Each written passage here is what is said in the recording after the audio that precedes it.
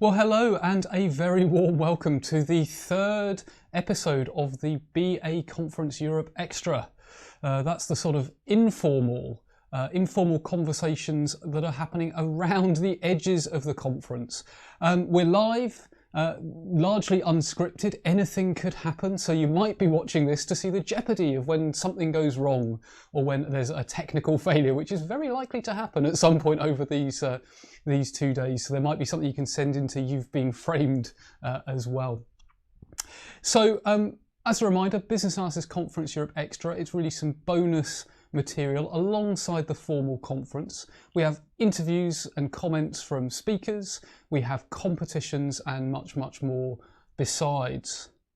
Now we've got a bumper packed edition right now, so I'm just going to whiz through a bit of the preamble. Firstly, do remember this is such a social conference and I'm sure you'll be interacting in the chat rooms and the Zoom rooms, but don't forget the hashtag.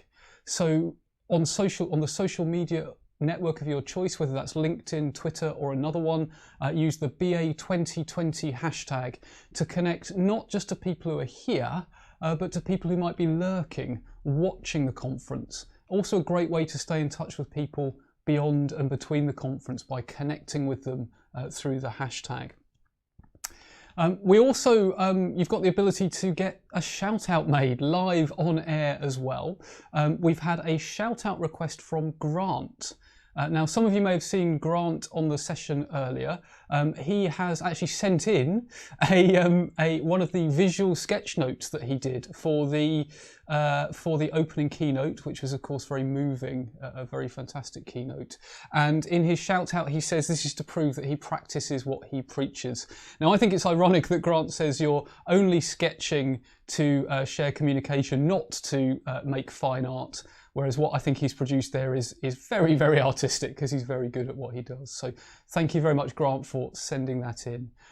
If you would like a shout out at any point, you can get in touch with the studio team here, either through voicemail, just pick up the phone and leave us a voicemail, or by WhatsApp on the studio number, which is +44 330 321 8481. You can send a graphic like Grant did, you could send a video, you could send a little text message, maybe a colleague is celebrating something and you want to get the message out there. We'll get through as many shout outs as we can, although we have time for no more in this session today, this session right now.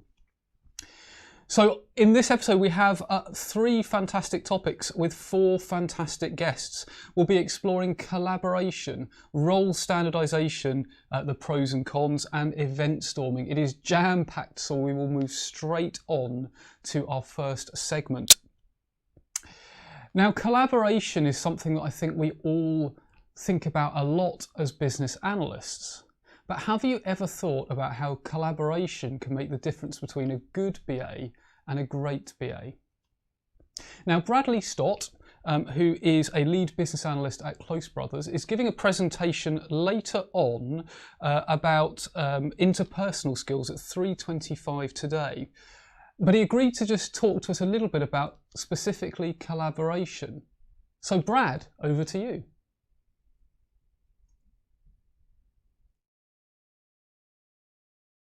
Hi, my name's Brad Stott. In my presentation, I'm going to talk about how interpersonal skills, I think, can move you from a good BA to a great BA. We'll cover a number of topics in there, from body language, the importance of managing, adapting communication to your stakeholders, the Zombie's Guide to Difficult Conversations. But today in this video I want to talk to you a little bit about collaboration, why I think it's so important to make a great BA, and what some of the challenges we may face are.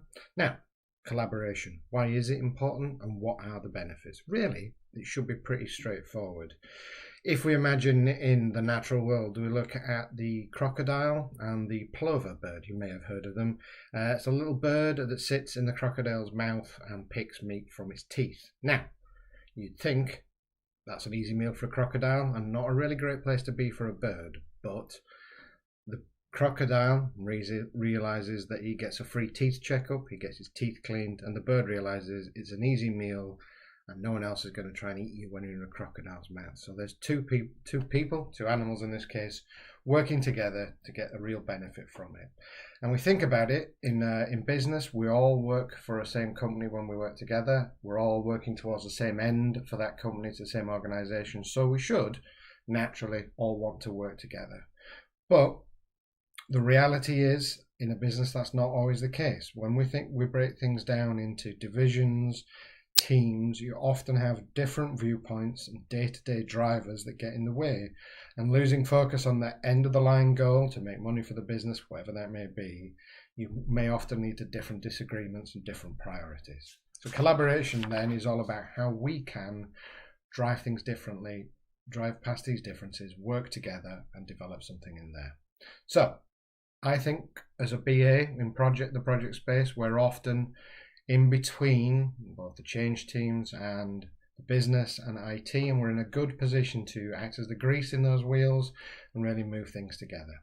So as a BA, some of the ways I think you can foster collaboration is to recognize the differences in different parts of the business, acknowledge that the differences are there, we're still coming together towards that ultimate aim of the company, work to help people see the benefits of perhaps going against their immediate benefit for longer term gain. Short term pain, longer term gain. In other words, if you help me with this piece of work, it's going to make this thing further down the line much better for you.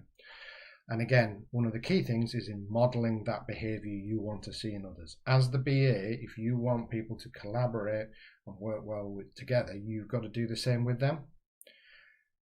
Sometimes when you're trying to get people to collaborate, it can feel very much like banging your head against a wall. There's always that one stakeholder who has to do it their way, is only interested in their bit and challenge. So some tips from me on how we can get past that and work together.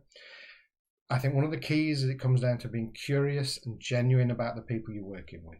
You don't need to be everyone's best friend, or frankly, even get on with everyone. But you'll get better results if you can genuinely show an interest and get to know the people you work with on a day-to-day basis. Key to this is being genuine. I'm sure most of us have worked with or even for someone who is not at all genuine in their interest in you. And you'll know how A, that easy that is to spot, and B, how really it has the opposite effect in terms of wanting to work with them and move forward. You need to find your own balance here and how this works for you. For example, I really have no interest in sport, football, things like that, which means some of those conversations in the office are a little bit difficult, but you can find other ways to build those relationships and foster that communication together. You should be available and open with your own time. If you want people to help you fix your issues, then generally they're more than willing if you've been available to help them with theirs. Now, there's always going to be a balance here around time management, but if the developer has a challenge or something he's working on, then it's in my interest to help him, even if it isn't directly connected with my project. Solving that will free him up to work on something that connects to what I'm interested in. Obviously, that's an oversimplification, but the point still stands there. Be reasonable with the requests you make on others. Think through what you need, be aware of the effort involved, consider the workload of people you're asking. If you're dropping a rock right in front of someone's path, be honest, clear, and apologise about what you're doing. Be thankful. Someone goes out of their way to do something for you, thank them. Personally, also any through recognition channels you may have in the company. But I would say that a genuine personal thanks is key. Make sure they know you appreciate what they've done for you. So, a couple of tools and techniques I think that can work here. A lot of this came early in the year. Face-to-face conversation is the best way to get that collaboration going. But we can't always do that right now, so think about what you're asking and the best routes forward. Instant messaging is often really a great way of doing that if you want to ask something quick. But you need to get to know who your stakeholders are and what they're like. I generally find that my IT colleagues are much more likely to respond to an IM than some of the business colleagues. Telephone. If you're going to ring somebody, be conscious of when you're ringing them. Don't ring them at 6 o'clock at night. Don't ring them at first thing in the morning. Make use of calendars in Outlook and things like that. Have a look at when people are free. So if you're ringing somebody up to ask them something, you're not already having their back up against you because they're in the middle of something and you've not checked. Simple things like that can help boost those kind of discussions, get things moving, get things collaborated. The key with collaboration and fixing issues is to move quickly, Much easier to fix a minor niggle than it is to sit on it until it becomes a big problem. But hopefully that's a little bit of an overview of how collaboration can help you. You'll learn more about this in my full presentation and a few of the pieces there. Hope you enjoy. Fantastic. So I'm sure you'll all agree that I mean, some really useful insight there from Brad. Massive thanks, Brad, for being part of the BA Conference Europe Extra. And for those of you watching that want to know more about interpersonal skills more generally, do catch Brad's session at 3:25 today, entitled Interpersonal Skills: How to Move from a Good BA to a Great BA. And of course, remember, if you've got a session clash, it's okay. You can actually watch the recording afterwards, one of the advantages of a virtual conference. So we move straight on to another really important topic. Have you ever felt that your role was misunderstood?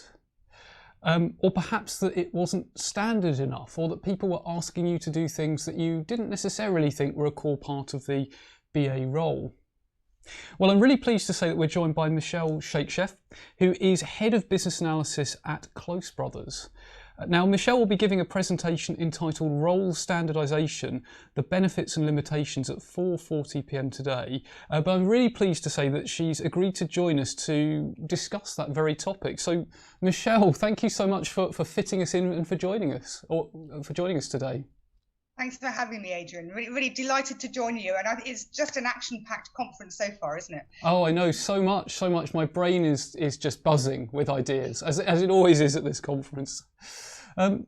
So, Michelle, you talk about role standardization in your presentation. And I think often one thing I hear a lot is that BAs, we feel a bit misunderstood, like stakeholders don't get us. And I wonder, do you think that a lack of clarity over roles could be some sort of contributor to that? Yeah, I think so, Adrian. And you know, I think that as a profession, you know, we don't make it really easy for our stakeholders, because even as business analysts, we seem to have difficulty in explaining what it is we actually do. So that doesn't help us. But also, now when you look about, there's just such a proliferation of different roles and different flavors of business analysis that I think that makes it really difficult for our stakeholders to see us as one profession. So that doesn't really help. Yeah, and I suppose that also implies, like when you were speaking there, Michelle, I was thinking it sort of implies that there could be elements of specialization versus generalization, and there could be different sort of flavors of business analyst role. What's your view on that? Do you think that there is such thing as, say, like digital business analysis, or, you know, like cybersecurity business analysis? Are those sort of valid partitions, do you think? Yeah, I think so, and I think it depends on the organisation. So at our heart, all business analysts, I think, share a core skill set. You know, that sort of really understanding business problems, eliciting requirements and recording them. I think that's something which is common to all of us across the profession. But within some organisations, there are then specialisms, and actually, within your organisation, that might be fine. And what it can mean is that different business analysts can really specialise in different aspects. You know, I know we often talk about the digital BA. I've yet to see an analog BA. Yes. Right? And of course, what this does is it means that for some business analysts, they're able to specialise in one particular aspect of business analysis. But, you know, I think one of the huge advantages of the BA role is its breadth. And I think that sometimes if you focus just on one aspect, then actually your viewpoint becomes very narrow. And I think that's a shame for a business analyst, because, you know, we are uniquely positioned to look at things from multiple perspectives. And I think the other important aspect when you look at sort of role specialization is looking at how enduring is that role. You know, so, you know, I've known business analysts who have moved into a specialized role, but realistically, that role has only been required by the organisation for one particular program. Yes. And actually, when that program finishes, then, you know, what do you do next? So, you know, so it really is looking at some, you know, actually how sustainable is that specialism, and actually what does specialisation bring you in terms of your career? It's really interesting, isn't it? And Because that almost implies, and I'd be interested to know if you agree with this, Michelle, that actually maybe if there's that breadth, if there's that commonality, that's almost like the core, and then we add sort of badges depending on the context that we're in. And like, actually you might be working somewhere where I can't think of many places where cybersecurity isn't relevant, but you might be working somewhere where you really need to use cybersecurity skills. And then, I don't know, in a year's time, you're in a different environment, and you know what? Actually, you have to know a lot about regulatory change and legislation. And that's okay, because they're all like add-ons, they're additional intersecting bits with the main bulk. Would you agree with that? Yeah, very much so. And I think, with business analysis, the whole point of it really is that holistic view that we take, and you might, for example, decide that you're going to be a UX designer and specialize in that kind of work, and actually that's great. But if you don't have an understanding of data and how that is stored and how it needs to be accessed by an organization, how can you design a front end that meets both the needs of the customer as well as the needs of the organization? So all of these things are so intricately linked that I think that you can specialise, but not at the expense of having that core underlying sort of business analysis skill set. Absolutely, and that comes back to that idea of perspectives, in that actually you'll have perhaps a user or an end customer who wants things to be as usable as possible. Of course they do, but that sometimes conflicts with, say, the requirement to have strong passwords. But you might still need to find a way of ensuring that there's robust security. And you might have someone in, say, marketing who wants as much data about the customer as they want, as they can get. Someone in legal saying, oh gosh, we can't do that. And a customer who's saying, I just want to enter three questions type of thing. So I guess it's that balancing of perspectives, as you mentioned, isn't it, that's so important? Oh, definitely. And that really is at the heart of the BA role, isn't it, really? It's understanding those different perspectives of value. And being able to reconcile those so that actually, everybody gets what they want from whatever it is we're delivering. Yeah, definitely. So I know your presentation is about pros and cons of role standardization. Are you able to share, one or a couple of pros and cons of standardizing versus non-standardizing? Yeah, definitely. I don't want to give too much away though, but what I would say is that I think for me, where role standardization is a real positive is in enabling business analysts to identify their peers. So sometimes if we call ourselves lots of different things, what that does is it masks the fact that at our hearts we share a profession. And not only is it really difficult for our stakeholders to understand and see us as a professional group, but actually it's really difficult for us to identify each other. So I kind of think that sometimes focusing on what we have in common rather than on what divides us or on our differences can really help people to identify their peer group. And certainly at Close Brothers we have such a fabulously engaged community of practice. And bringing all of our business analysts together and having that role standardization was a really key part in that community forming. So I think that's where there's a really, really strong plus for having a consistent standardization of job roles. Where it doesn't work, though, is where you do have really sort of material differences. So, for example, in data analysis, data analysis is a really distinct skill set. It's very highly skilled, and actually, when you have a role that will endure within the organisation where it calls upon specialist skills, then I think it's absolutely okay to have that kind of specialist role. But for me, the really important part is really on bringing the business analysts together, because sometimes when we're working on our projects these days, we find that we're all co-located in project teams. And actually, it's really important, I think, for business analysts to talk to other business analysts. I mean, if you look at today's conference, that's what it's all about. So whatever you can do to help people identify commonality and come together, I think that's a real plus. Yeah, so a sense of shared identity as well. And that builds in, as you say, to the idea of a community of practice and feeling part of something that's bigger than just one practitioner. Yeah, absolutely. And I heard Suzanne Robertson this morning talking about bringing people together and the need to give them an identity. And actually, just a simple thing as calling people who do the same job the same thing, is a massive step forward in that in bringing people together. It really, really is fantastic. So again, without wanting to give too much away from your presentation, Michelle, if there was one quick takeaway, one quick taster takeaway you were able to give us, what would that be? Well, I think it would have to be the benefits of having an expert leader. Now, an expert leader is a line manager who's also a business analyst, and that's something that we're lucky enough to have at Close Brothers. And I have to say, it makes such a huge difference.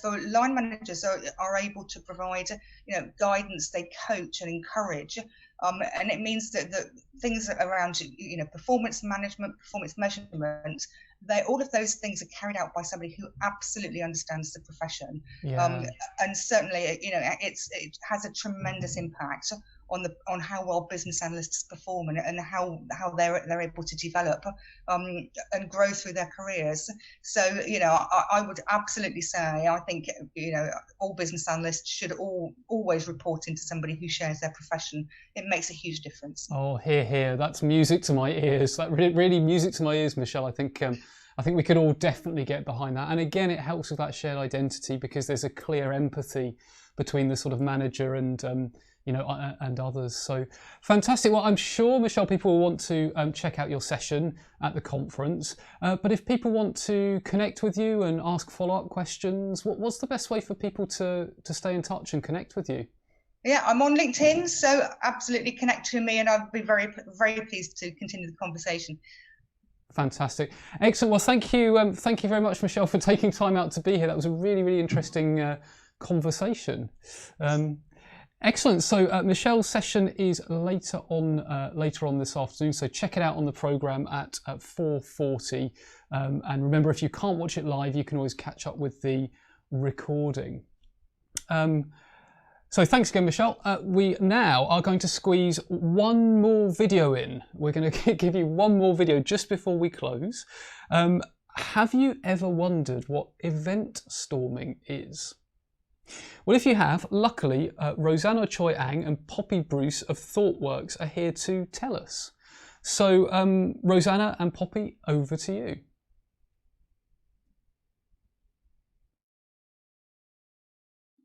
Hi, good morning, everyone. I'm Rosanna. And I'm Poppy. And we both are from ThoughtWorks. And we will be presenting in BA Conference Europe all about event storming. Poppy, for those who may have not heard about it, can you give us an elevator pitch of what event storming is?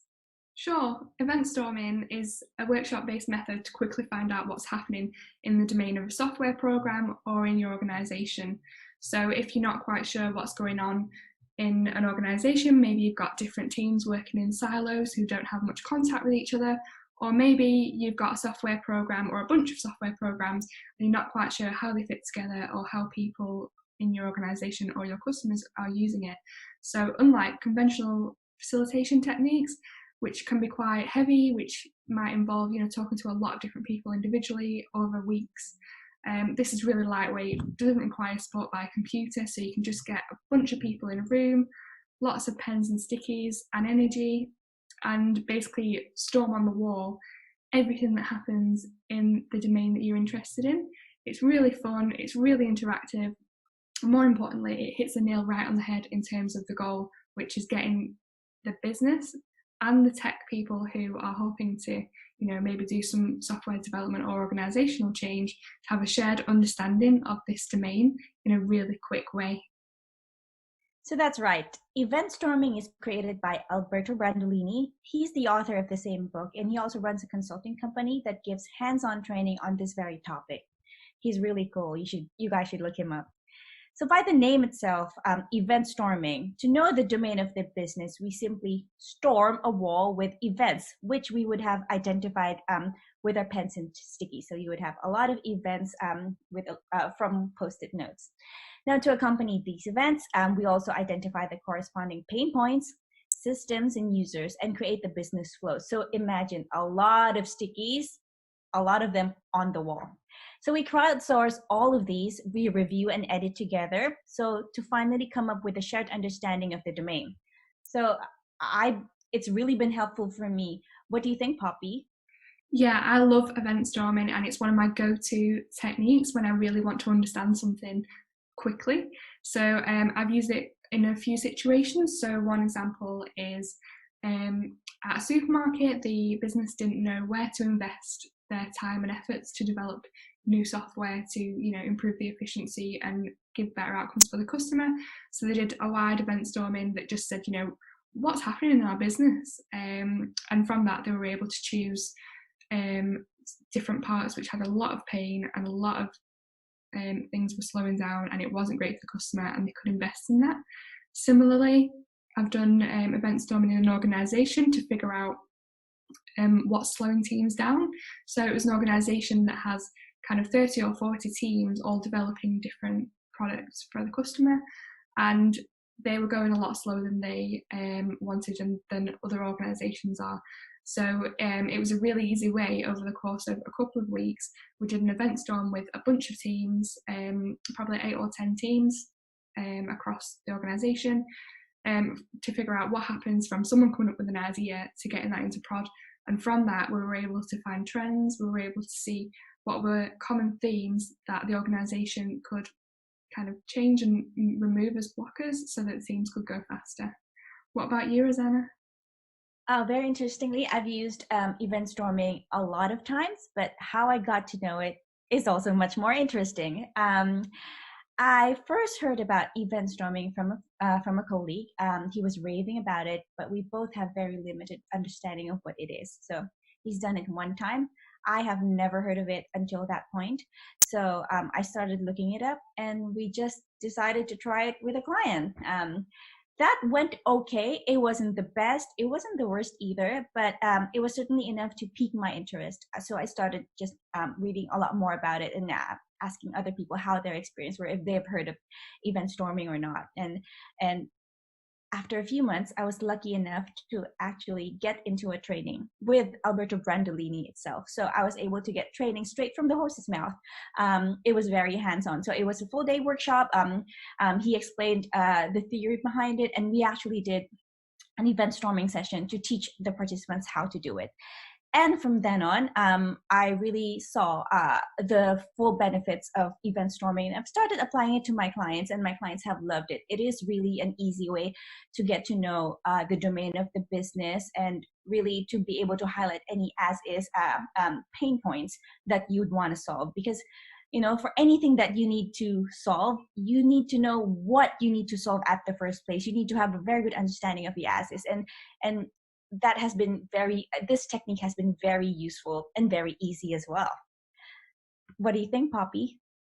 Yeah, it sounds like we've got a lot of experience and a lot of knowledge that we really want to pass on. So if you're interested in hearing more, please come to our talk at the BA Conference Europe. It's on the 22nd of September, and it's an afternoon session. So we hope to see we've piqued your interest, and you can come and find out more about both how to do event storming in a bit more detail and a bit more information about our experiences. See you there.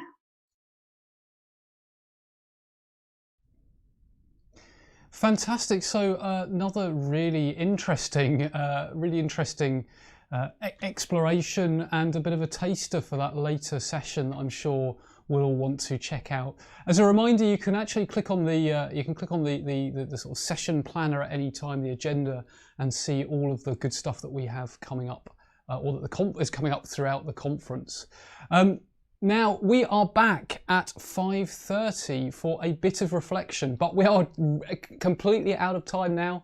So thank you very much for joining. Remember, we are streaming on YouTube as well. So if you've got colleagues who might want to see these streams, you can send them the same links. The recordings are on exactly the same links, but we will be back at 5:30 for some post-conference reflection, and we look forward to seeing you then.